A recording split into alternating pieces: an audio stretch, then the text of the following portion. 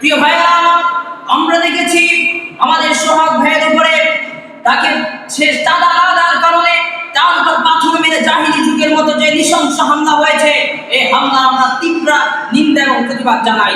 প্রিয় ভাইয়েরা আমার, 24শে জুলাই অভ্যুত্থানের পরে আমরা যেই স্বৈরাচারকে দাঁড়িয়েছি, পুনরায় সে স্বৈরাচার আবার আমাদের দেশে গঠিত হয়ে গেছে। এটা আমাদের ভুলের জন্যই হয়েছে। সে স্বৈরাচার দাঁড়ানোর পরে প্রত্যেকটা জায়গায় জায়গায় নতুন গোলাবাদ চাঁদাবাজি শুরু হয়েছে, নতুন গোলাবাদ টেন্ডারবাজি শুরু হয়েছে। যদি আমরা প্রত্যেকটা জায়গা থেকে, প্রত্যেকটা জেলা থেকে শুরু করে, প্রত্যেকটা থানা থেকে শুরু করে, প্রত্যেকটা মহল্লায় যদি আমরা পাবলিকরা জেগে যাই, আমরা জনগণরা যদি জেগে যাই, তাহলে তারা কোনোদিন চাঁদাবাজি করতে পারবে না।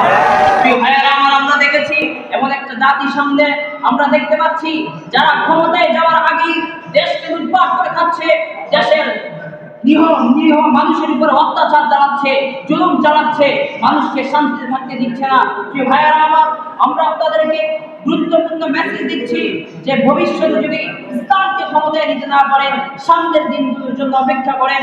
আমি বলে রাখলাম, সামনের দিনগুলো আরো কঠোর হতে যাচ্ছে।